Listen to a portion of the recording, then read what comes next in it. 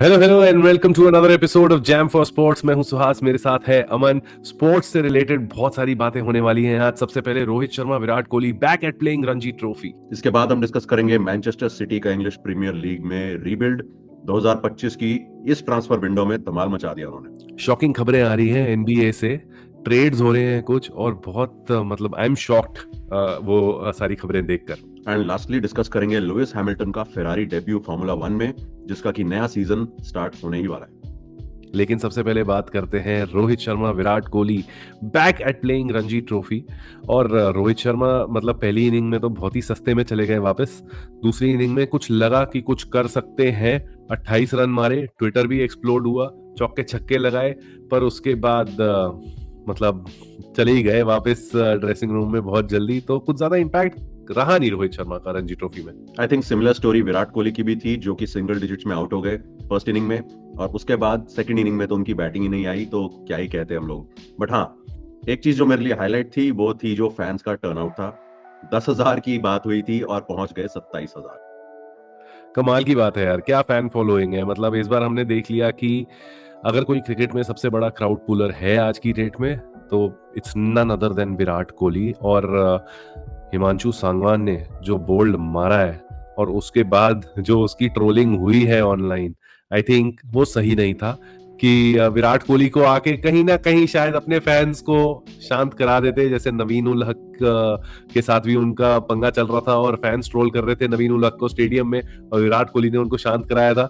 But ये निब्बा निब्बी fans जो है ना, ये ऐसे ही है भाई। भाई बात करें निब्बा निब्बी और अबाउट यंग पीपल, तो मैनचेस्टर सिटी को हम कॉन्वर्सेशन से बाहर नहीं रख सकते। इंग्लिश प्रीमियर लीग की इस ट्रांसफर विंडो में उन्होंने धमाल मचा दिया है। 180 मिलियन पाउंड वो ऑलरेडी स्पेंड कर चुके हैं, और 3 साइनिंग्स जो हैं, जिसमें से कि 2 का तो डेब्यू भी हो गया, वो बहुत ही एक्साइटिंग मोड पे है इस टाइम। और चौथी साइनिंग जो कि है निको गोंजालेस एफसी पोर्टो से, उसकी भी कॉन्वर्सेशन अभी जारी है। So who knows, maybe a fourth player might be joining Manchester City very soon. Manchester city इस टाइम पे नंबर 4 पे है ईपीएल टेबल में, और अभी कुछ 15 मैचेस बचे हैं खेलने। और लिवरपूल लिवरपूल से कुछ 15 या 16 पॉइंट पीछे है Manchester City. Liverpool is at the top of the table. क्या चांसेस लग रहे हैं मैनचेस्टर सिटी के to end the season at the top of the table? देखो, इवन सिटी फैंस यही बिलीव करते हैं कि इस बार शायद सीजन हाथ से निकल चुका है, क्योंकि इंजरीज इतनी थी, ऊपर से हमारे पास जो एग्जिस्टिंग प्लेयर्स थे उनकी फिटनेस के इश्यूज चल रहे थे। सीजन जीतना थोड़ी अनरियलिस्टिक एक्सपेक्टेशन है, कंसीडरिंग की पॉइंट्स का डिफरेंस भी बहुत ज्यादा है। But you never know, Liverpool ने पहले भी पॉइंट्स ड्रॉप करे हुए हैं बैक टू बैक। अगर 2-3 मैच फंस गए और सिटी वो मैचेस जीत गया तो कुछ भी हो सकता है। मैनचेस्टर सिटी का मुश्किल लग रहा है मेरे को इस बार। मतलब ऑन फील्ड तो जो भी प्रॉब्लम्स रही हैं वो रही हैं, लेकिन ऑफ फील्ड भी बहुत कुछ हुआ है। पेप गार्डियोला का डिवोर्स हो गया, तो मेरे को लग रहा है कहीं ना कहीं वो भी प्ले किया है इस सीजन में मैनचेस्टर सिटी के बैड परफॉर्मेंस पे, क्योंकि may be Pep did not make the right decisions. Sure, I think वो फैक्टर उसमें जरूर आएगा कहीं ना कहीं, और हाइंडसाइट में शायद लोग इस बारे में बात करेंगे भी और कर भी रहे हैं। But I think Manchester will still remain blue, क्योंकि रेड वालों की तो हालत खराब है। भाई ब्लू और रेड का तो पता नहीं, लेकिन पर्पल और येलो की बात करते हैं, यानी कि एलए लेकर्स की बात करते हैं। एनबीए से इतना बड़ा शॉक आज आया है, ये क्या हो रहा है मेरे को समझ नहीं आ रहा। मतलब Luka Doncic has been traded to Los Angeles Lakers, Anthony Davis Mavericks में आ गया है। लेब्रॉन कह रहा है उसको ये पता ही नहीं है इस ट्रेड के बारे में, कुछ अंदर की जो खबरें हुई हैं। बट अभी थोड़े दिन पहले एंथनी डेविस का इंटरव्यू आया था where he said that Lakers को एक और बिग मैन चाहिए if they have to do well in the upcoming seasons. और मेरे को नहीं लगता वो बात लेब्रॉन को ज्यादा अच्छी लगी होगी, क्योंकि एंथनी डेविस से वो शायद ये एक्सपेक्ट कर रहा था कि वो बोलेगा कि मतलब हाँ हमारे पास लेब्रॉन है, हम सब कुछ कर लेंगे, जैसे बाकी प्लेयर्स बोलते हैं। बट मेरे को ये समझ नहीं आता, which ever team LeBron is in, that's just not good enough for him to win a championship. और यार मेरे लिए काफी बड़ा शॉकर था, क्योंकि लूका की कॉन्ट्रैक्ट एक्सटेंशन की बातें हो रही थी। $345 मिलियन खर्चे जाने थे, 5 साल की कॉन्ट्रैक्ट एक्सटेंशन होनी थी टुवर्ड्स जुलाई। उससे जस्ट पहले अचानक से ऐसा डिसीजन आ जाना अपने आप में आपको बताता है कि स्पोर्ट्स इन जनरल और एनबीए तो खासकर is all about shock transfers. अब क्या इस सिस्टम में ये शॉक कैसे ट्रैवल करेगा? और ऐसा नहीं है कि वो मैवरिक से अकेले जा रहे हैं लूका डोंचिच, उनके साथ साथ 2 प्लेयर्स और जा रहे हैं। लेकर्स की तरफ। तो ये ट्रेड कैसा जाएगा? और एंथनी डेविस जो कि हमेशा लेब्रॉन के साथ खेलना चाहते थे, अब आप देखेंगे लूका डॉन्चिच और लेब्रॉन की जोड़ी। जो कि मेरे को समझ नहीं आया, टू बी वेरी ऑनेस्ट। मतलब अजीब सी बात है ना कि Dallas Mavericks last time finals तक जाती है, Luka Doncic had a big role to play in that along with Kyrie Irving, and the playoffs will also start sometime soon, और उससे पहले आपने ये ट्रेड कर दिया। मतलब टीम के डायनामिक्स कितने ज्यादा बदल जाएंगे, because Anthony Davis is not going to play the same role that Luka Doncic has played for Dallas Mavericks. तो मुझे नहीं समझ आ रहा है ये ट्रेड क्यों हुआ है। मतलब अभी लग रहा है कि बहुत ही स्टूपिड ट्रेड है अगर डैलस मैवरिक्स के उस पे सोचूं मैं, but who knows, let's see what Luka Doncic and LeBron James can do for LA Lakers.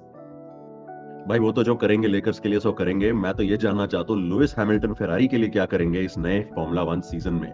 What a shock transfer. Last year जब ये न्यूज आनी शुरू हुई तो काफी लोगों को पहले तो विश्वास नहीं हुआ, क्योंकि F1 न्यूज में रूमर्स का होना बहुत ही कॉमन है और अजीब अजीब से लिंक्स ऑलरेडी बनते रहते हैं। जैसे कि अब रिसेंटली मैक्स वर्स्टैपन को एस्टन मार्टिन से जोड़ा जा रहा है। लैंस स्ट्रोल के फादर अपेरेंटली इस मूव को पुल ऑफ करना चाह रहे हैं, लेकिन all eyes will be on Lewis Hamilton's Ferrari debut. Plus last few years Ferrari has been known for their team orders, तो वो ड्राइवर्स की आपस की रिलेशनशिप बहुत ज्यादा इफेक्ट हो जाती है जब टीम ऑर्डर्स आते हैं and they ask a certain team member to stand down for the other team member.